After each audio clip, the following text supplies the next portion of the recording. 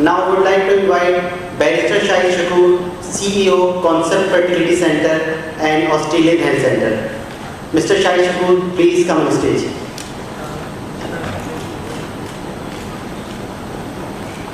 Dr. Stephen Adams, Mrs. Kathleen Adams, distinguished delegates, ladies and gentlemen.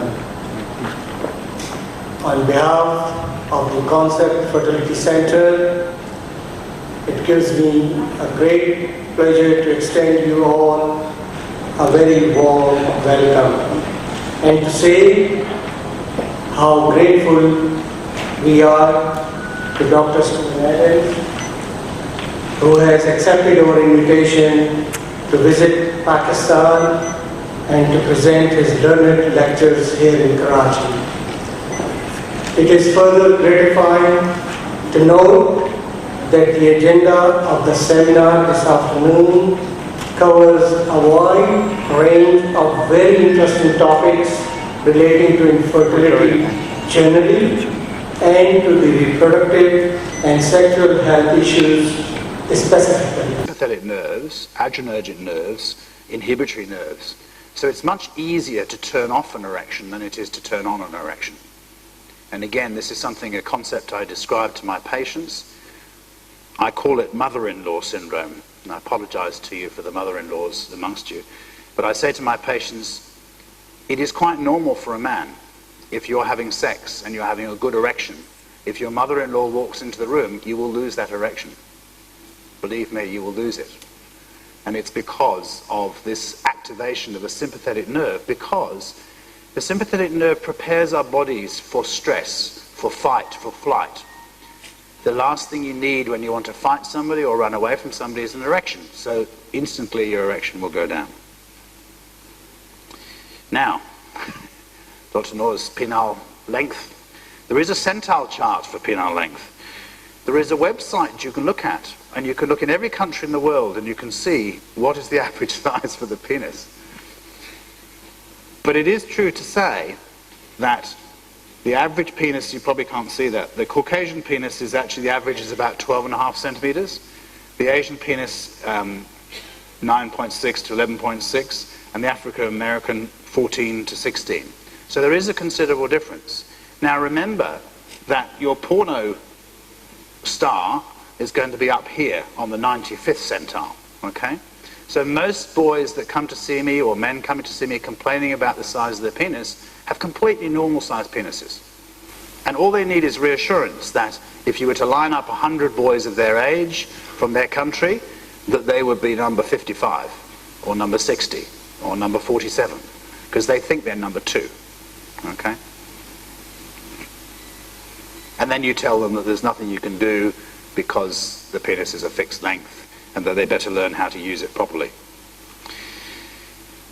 Now, finally, orgasm. We know a little bit more about orgasm now. It was followed after erectile dysfunction for many years. We knew nothing about it. But it's due to very careful balance in the penis between the sympathetic and parasympathetic nerves. As we've said, the sympathetic is the trigger for the reflex to occur. But it's in the brain that the trigger is. And it's under a balance between two serotonin receptors, the 5-HT2C and the 5-HT1A. And it's thought actually that it's where an orgasm waiting to happen, and it's the removal of inhibition that triggers the reflex to occur. But any drugs that affect that serotonergic balance, such as painkillers, such as antidepressants, such as stimulants like cocaine or amphetamines and things, will have a profound effect on orgasm, as will alcohol. Okay. So that's what I'd like to say, the little revision about erectile dysfunction, about sexual function, about anatomy and physiology. And I'd now like to move on to how we manage male sexual problems in practice. Now, there are basically 4 problems that we're faced with. There are more than these, but these are the main 4. Erectile dysfunction, premature ejaculation, delayed or failed ejaculation, and low libido or hypoactive sexual desire. A few general points. As we get older, all of those sexual dysfunctions, perhaps with the exception of premature ejaculation, get more common, but also the likelihood that it is due to organic disease as opposed to being purely psychological becomes greater. Each of those can be an important herald of significant medical disease. I'll talk a bit more about that in a minute. Most of those dysfunctions are amenable to treatment. My personal belief is that there shouldn't be an age limit for treatment. My youngest patients are boys in their teens, 15, 16. My oldest patient is currently 93. He still comes to see me to receive his prescription for his Viagra because he's still sexually active and enjoys a sexual life in his 90s. I do think it's important that the man in his relationship, that you should try and involve the partner, the wife, in the treatment and in the decision. Now, I know this is sometimes culturally difficult, but I think the danger of treating just the man on his own without sharing with his partner is difficult and causes problems.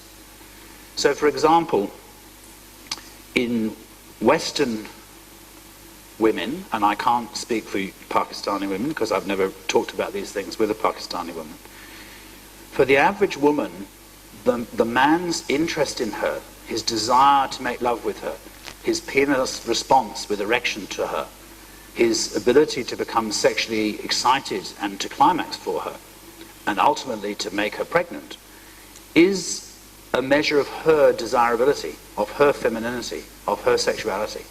So if the man can't get erect for her, it has an impact on her. And she may blame him, but she'll also blame herself. So if you involve her in this whole business of the decision about what is going on, what is the diagnosis, how do we treat, immediately she's on the right side.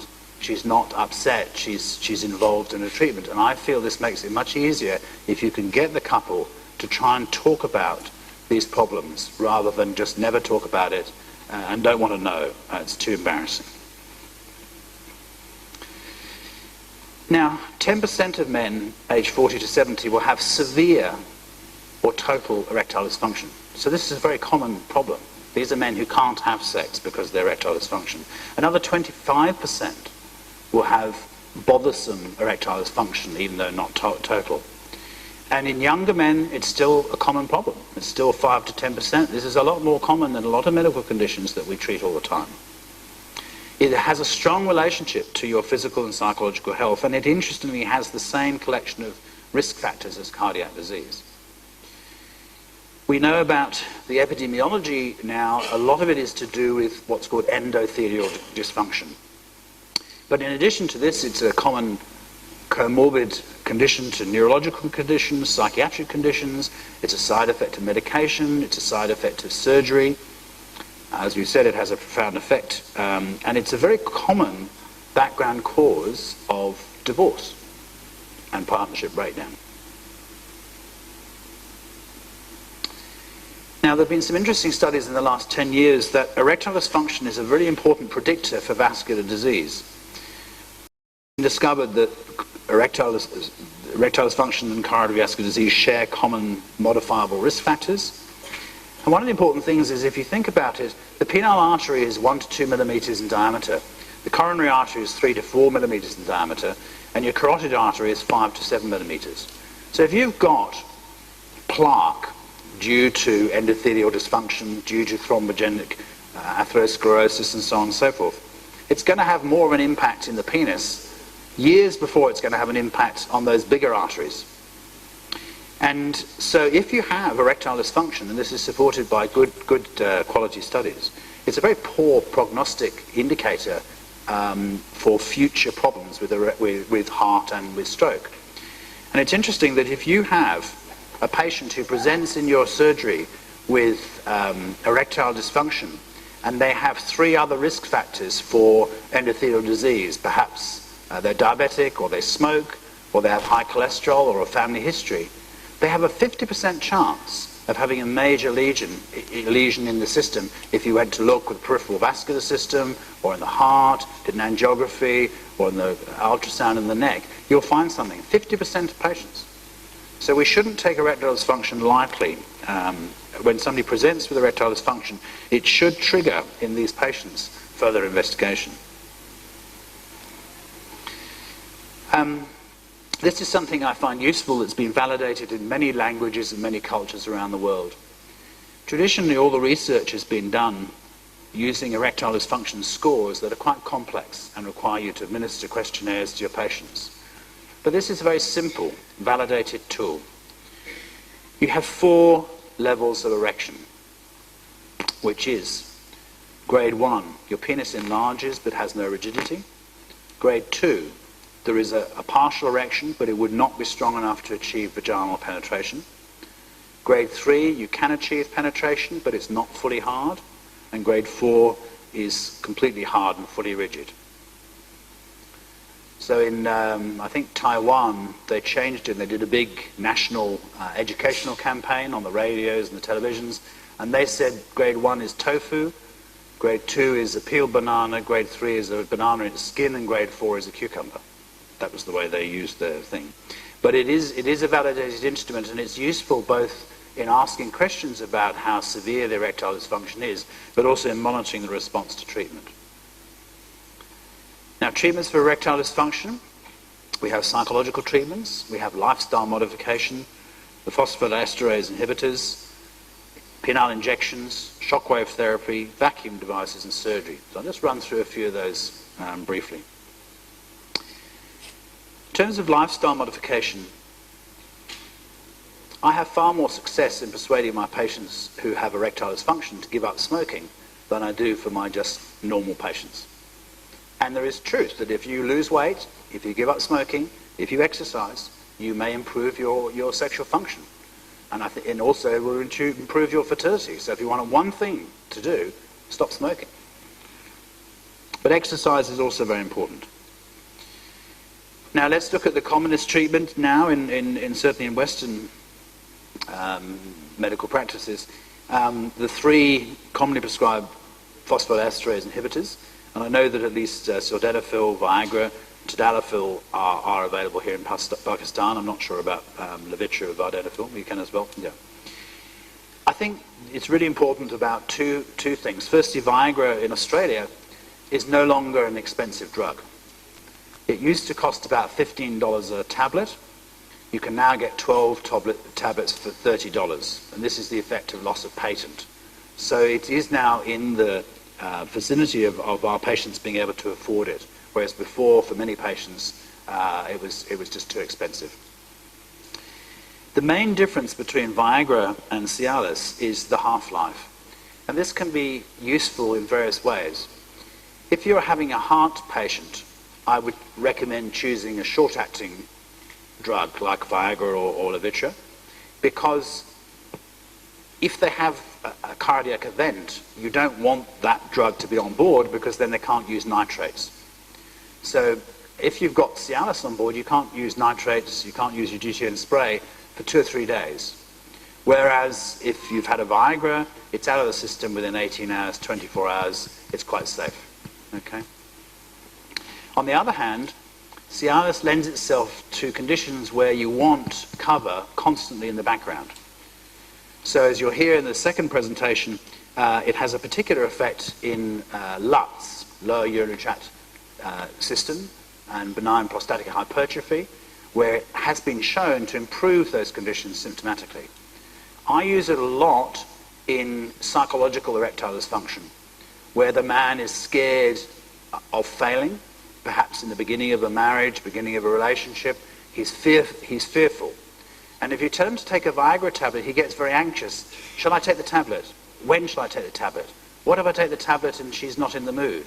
What if I take the tablet, will it still be working? I took it last night and I want it.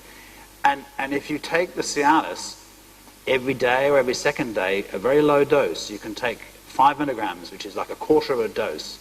I actually prescribe 5 milligrams every 2 days. So that's an eighth of a dose. It means the drug is there 24 hours a day, 7 days a week, not related to the sexual act. So the man does not have to worry. He knows that when the time comes, he will be able to perform. But also, he will wake up in the morning with a strong erection. And if he's having a close time with his wife, he will feel the erection stirring, just like normal. And this makes him feel strong, makes him feel confident. So then actually this has a positive effect on his mood and on his sexual function. So I use this commonly for patients who have psychological erectile dysfunction. The other thing it's important to understand how these drugs work, they work as an amplifier to your sexual response. So until you release nitric oxide, until you become sexually aroused, there's nothing to amplify. 4 times 0 is still 0. So patients with severe diabetes or following radical prostatectomy, if the nerves are damaged, the message is not getting through to the penis, these tablets will not work. Okay? And also if the man is not sexually stimulated, they will not work. So it's no good him just taking a tablet and looking at his penis and waiting for something to happen. When Viagra first became available, there was a lot of worry about the fact that it might be dangerous, it might cause heart attacks, it might cause people to die, and so on and so forth. But in actual fact, it's safer to have sex after having Viagra than not having had it. It is a drug that was originally designed for heart disease, and it does have positive effects on endothelial function up to 2 days after a single dose. And we're now using it increasingly for conditions looking for this action of improved endothelial function rather than as a drug for sexual dysfunctions. So it's used now intravenously, sometimes in acute coronary syndrome. It's used in pulmonary hypertension. It's used in preeclampsia. It's used in altitude sickness, and more and more things like this. Now the second treatment, which has been available for almost 50 years, is penile injection treatment. And we still use this very often in particularly those 2 groups of patients I was telling you about. That's the diabetic patients and the radical prostatectomy patients. And an insulin syringe is used, and a drug, usually a prostaglandin or papaverine-based drug, is injected. It's a vasoactive drug. It works within 5 minutes. It does not require particularly skill. You need to show the patient how to use it. It doesn't require sexual stimulation, and it doesn't require those nerves to be patent. So it really is a very, very useful drug. It's also not very expensive compared to the oral tablets. So we still use a lot of this. You do need to be taught how to use it. Most of these drugs need to be refrigerated, so there needs to be access to refrigeration. And you need to get over the feeling of how scary it is to think or contemplate injecting this into your penis.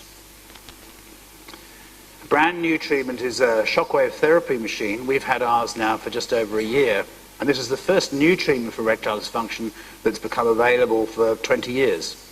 So it was first described by Vardy about 4 years ago, and it's the same machine or originated in the technology as is used to break down kidney stones. And then it was used by physiotherapists and podiatrists to break up fibrous tissue, tendinopathies and so on and so forth. And then the cardiologists got hold of it and said, well, maybe it would use to stimulate new blood vessel growth. And then the erectile dysfunction doctors got hold of it and thought, well, actually, maybe it would work here. And it does. So if you have vascular erectile dysfunction, you can apply the shock wave. So here's the machine. It looks like this. It has a transducer, which is about maybe 4 inches long. And it has like a rubber bulge, there's water behind it. And it sounds like being an MRI machine. It goes bang, bang, bang, bang, bang. And you have you're treated in 4 areas, so down the bottom in the perineum, left and right, and in the shaft of the penis, left and right. It takes about 20 minutes, it's not painful, and you have 4 of those treatments over 4 consecutive weeks. And in the studies, which have actually been remarkably similar in different centres, and our results are similar, about 4 out of 5, between 75 and 85% of people with vascular erectile dysfunction will notice significant improvement. But the difference is this is a long-term improvement. This is, if you like, turning back the clock, as opposed to this is something you have to go on taking for the rest of your life. The major problem with it is it's very expensive. So in in our clinic, which is as cheap as you can get it, it's $2,500 for those 4 treatments. In Sydney, it's $3,600. In London, it's £4,500, I think. So that's about $10,000. So it's, you know, it's a very expensive treatment.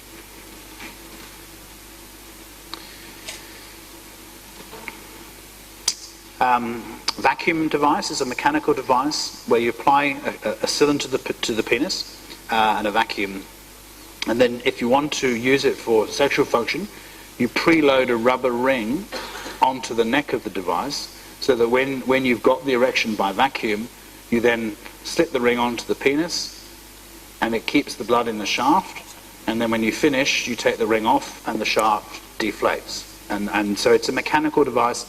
Patients who don't like drugs, who don't want to inject, may use this, but for most people, in my experience, they find it too mechanical. It's not romantic, it's not sexy, it's mechanical, but it does give a serviceable erection. So if the only thing you need is an erection that's going to work, then this is something that you can use. And finally, you can have surgery. So if the cause of your erectile dysfunction is permanent, you have a permanent method where you insert into those corpora cavernosa these 2 inflatable balloons attached to a small pump which hangs in the scrotum like a 3rd testicle, and a reservoir of fluid that sits up by the bladder. And so whenever the man wants the erection, he manually inflates the device. It will cause an erection to occur, and then there's a little valve at the side, so when he's finished, he presses the valve and it goes back down again. So it's a permanent solution, so you need to be sure that the cause of the erectile dysfunction is permanent, but nonetheless it's a very useful form of treatment. How long have I been speaking for? You sure? Okay. I don't want to bore you with talking too long. I often say to people when they ask me, can you talk about this subject, about sex or sexual function? And I say, do you want me to talk for half an hour or for a week?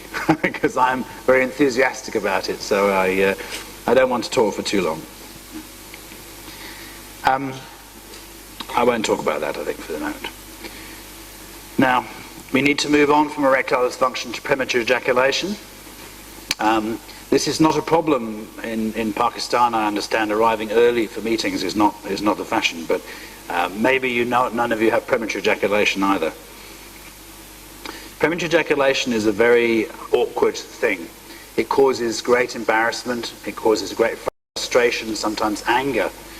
I remember seeing a patient who was actually a Chinese man who was so upset with himself for being such a bad lover and not being able to last more than 2 seconds that he had self-harmed. He'd cut all the way up and down his legs, and he'd tried to commit suicide because he felt he was such a bad husband. It doesn't get as much publicity as erectile dysfunction, but it can be equally devastating to a relationship. It's defined as orgasm or ejaculation occurring too soon for sexual fulfillment. It's not often a problem with infertility, although some men are so sensitive they can't achieve penetration because they ejaculate before penetration occurs. So if your only desire for sex is procreation, it's not a problem. But if you want a mutually satisfying and fulfilling sexual life, then it can be a devastating problem. In 2007, the International Society of Sexual Medicine produced a very useful redefinition because it was very wishy-washy. 90% of men with this problem will have ejaculation in less than 1 minute. And I'll save you the embarrassment of asking questions about what is the normal intravaginal latency time. So this is from worldwide studies, not any in Pakistan, I don't think. But from penetration to ejaculation, the worldwide average length of time is 5.4 minutes. Okay? So less than 1 minute is definitely low.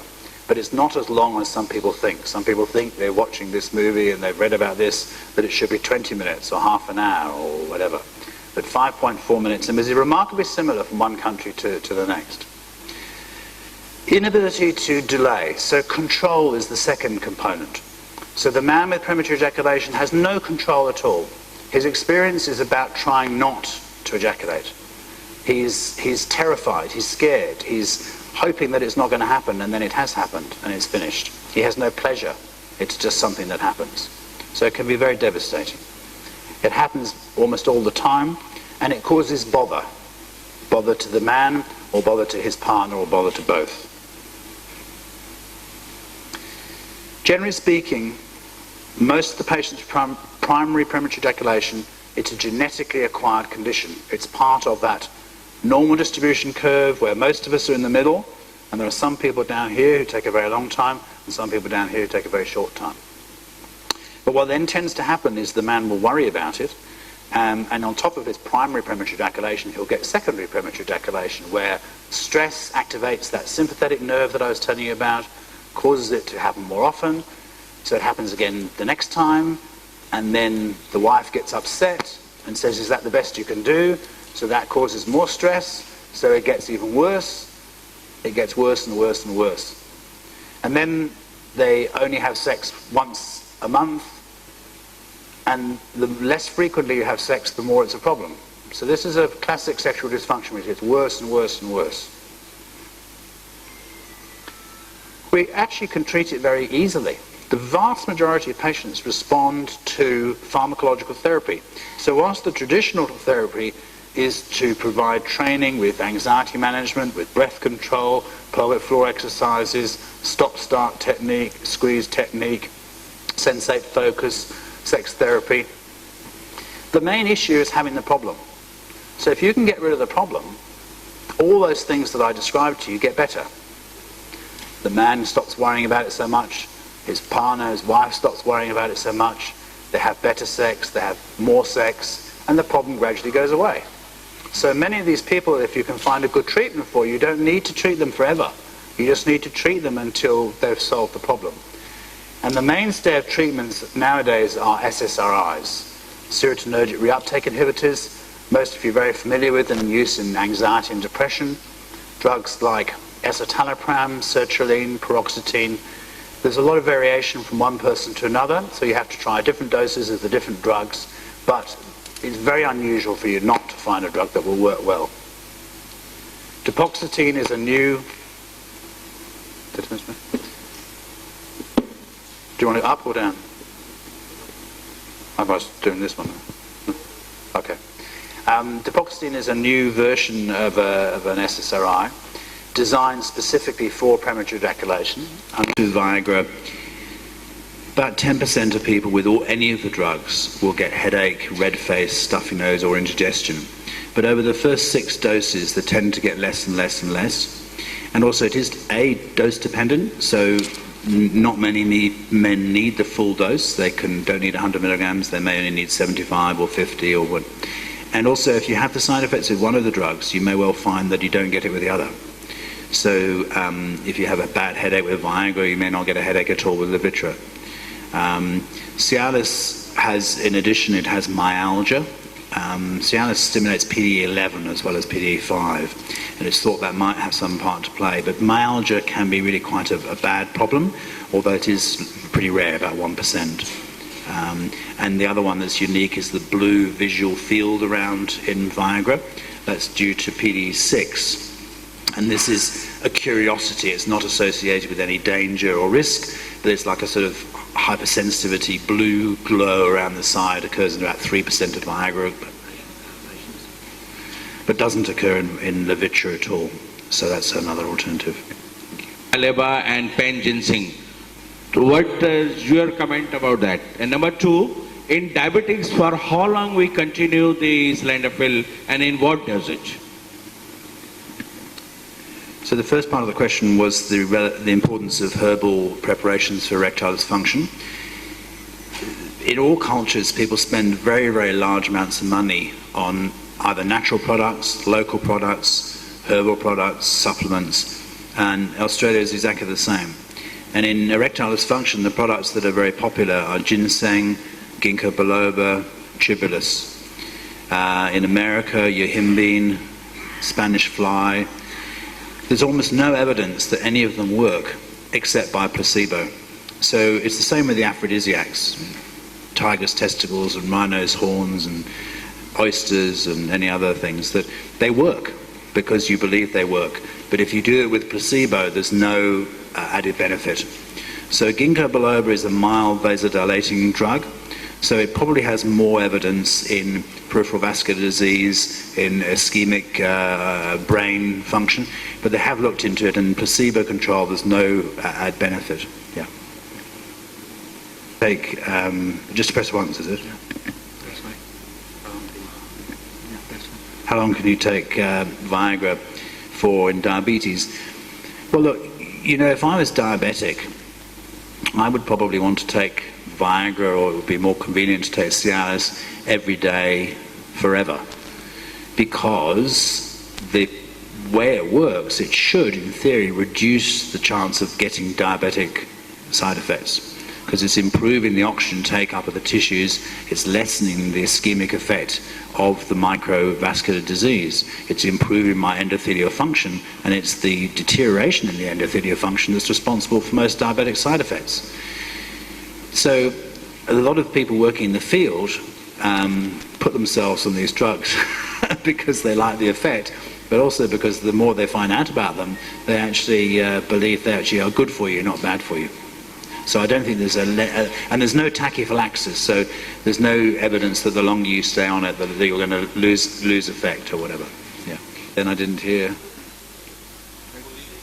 The safe drug that you recommend in premature ejaculation. Yes, with premature ejaculation.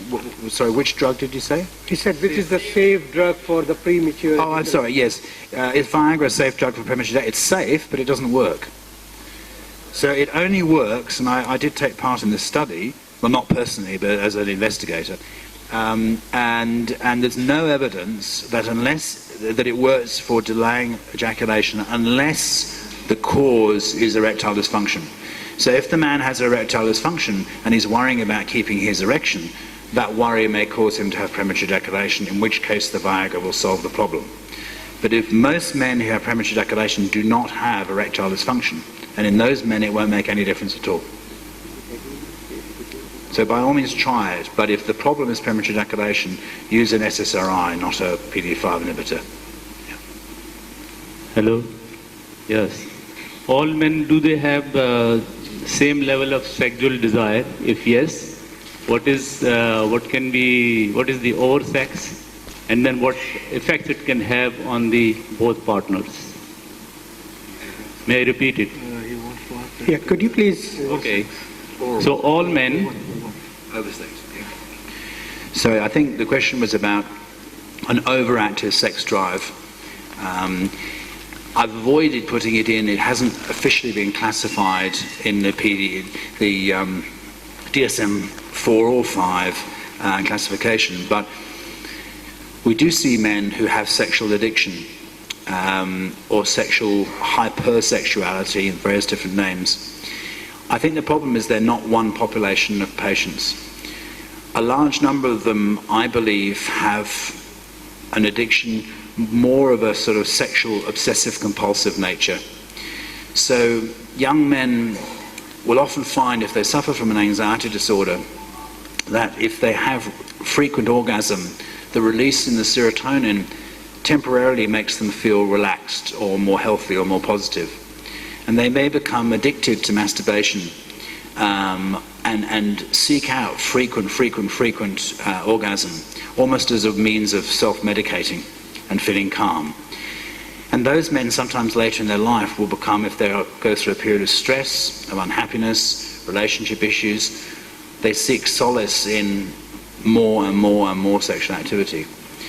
The other thing is that for the average man, two things give a man self-esteem, self-confidence. His ability to be a provider, to earn money, to cook, to hunt a meal, to provide for his family. And the other thing is his ability to be a sexual partner. And it's the same thing in the animal kingdom. The alpha male is measured by his ability to fight off his opponents and to spread his genes. So if the man has struggles with self-esteem, with loss of self-confidence, and he's feeling sad and difficult, sometimes he will seek out sex, as much sex as he can have, with as many people as he can have it, to make himself feel better. It's not a very healthy way of making the man feel better, but it sometimes explains why some men, when they become depressed, for example, will act out in a sexual way. So, yes, there are some people who just biologically have a strong sex drive, just as there are other people who have a low sex drive, the normal distribution curve. But I think many of the patients that we see who have a pathological problem, it's more of a sexual obsessive compulsive. And you know, the most useful drug for these people, interestingly enough, again, are SSRIs. So those SSRIs that you would use for OCD, my particular favorite would be sertraline, in quite high doses, will have quite a dramatic effect on lowering that sort of abnormal, needy sexual drive. Will often leave behind a healthy sexual drive for the man and his partner, but he will stop in this constant want all the time. Thank you, Dr. Seta. And thank you, ladies and gentlemen. The high tea is being served, and once again, thank you very much.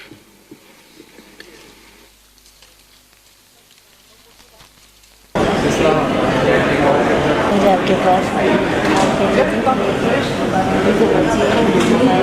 आपके